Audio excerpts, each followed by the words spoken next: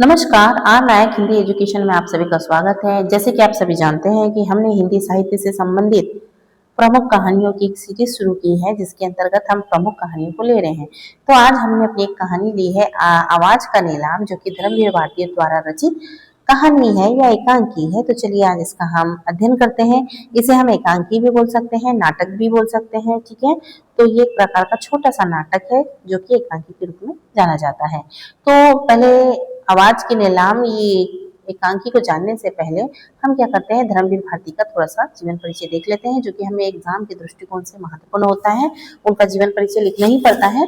तो धर्मवीर भारती का जन्म 25 दिसंबर 1926 को इलाहाबाद में हुआ था। इन्होंने प्रयाग विश्वविद्यालय से हिंदी में एमए करने के बाद सिद्ध साहित्य पर हिंदी में पीएचडी की उपाधि अर्जित की है।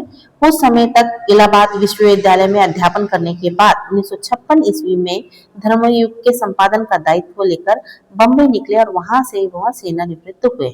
इनका कृतित्व बहुमुखी है। कथा साहित्य में गुनाहों का देवता, सूरज का सातवां घोड़ा तथा काव्य क्षेत्र में अंधा युग और कनुप्रिया को विशेष विख्याति मिली है। अंधा युग नई कविता की महत्वपूर्ण उपलब्धि है।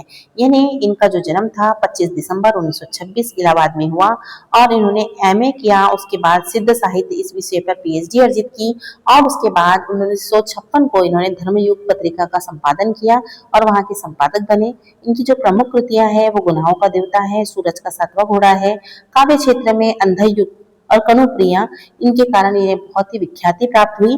अंधा युग एक प्रकार की नई कविता की बहुत ही महत्वपूर्ण उपलब्धियां हैं, ठीक है। अब देखते हैं आवाज की नीलाम एकांकी के प्रमुख पात्र। तो इसमें जो प्रमुख पात्र है दिवाकर है, बजोरिया है, चटर्जी और दिवाकर की पत्नी। दिवाकर जो है वो सत्यवादी व्यक्ति माना जाता है, जो सत्य की आवाज को लेकर अपनी पत्रिका को चलाता है। और वो जो सत्य की आवाज है वो जनता की आवाज होती है, उसमें किसी भी तरह का कोई मिलावट नहीं होती है। यानी सत्य की आवाज को प्रचलित करना ही दिवाकर का महत्वपूर्ण कार्य है। ये एक अच्छा ईमानदार व्यक्ति है।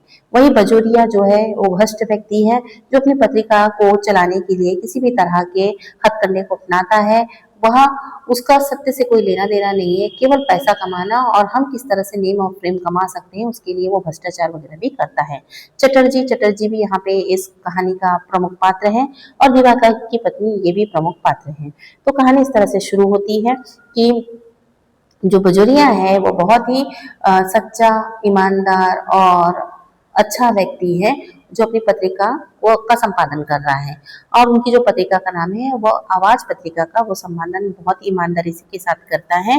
और वहीं उसके विरुद्ध उसका जो डिबेटर बोल सकते हैं या उसका कॉम्पिटिटर बोल सकते हैं या उसका प्रतियोगी बोल सकते हैं बजोरिया, जो कि इससे जलता है और वह इसके अखबार से कंपटीशन लगाता है परंतु ये तो जो दिवाकर है वो सत्य की आवाज को संसार के सामने रखता है, परंतु बजोरिया जो है वो अपनी प्रसिद्धि के लिए कुछ भी करता है, ठीक है। तो एक बार क्या होता है कि और जो इसका जो अखबार है दिवाकर का, यह अखबार वास्तव में सत्य की आवाज के साथ जनता की आवाज भी बन जाता है, क्योंकि उसकी उसकी पत्रकारिता में सत्य की आवाज रहती है। दूसरी तरफ जो सेठ बजोरिया है, जो खद्दरदारी है, अपना अलग प्रकार का अखबार निकालता है। उसका जो कवर है शोक कवर, भड़कीले चित्रों वाला, ठीक है।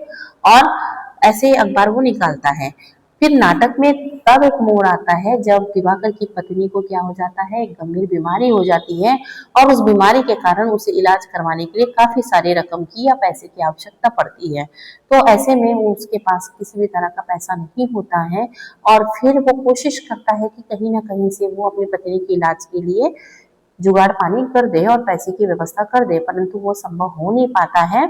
और मजबूर में उसे जो सत्य की आवाज है ना, जो आवाज सत्य की आवाज करके जो उसकी पत्रकारिता है या अखबार है, उसको बेचने की नौबत आ जाती है, क्योंकि वो अपने पत्नी से भी बहुत प्रेम करता है और अपने अखबार से भी बहुत प्रेम करता है।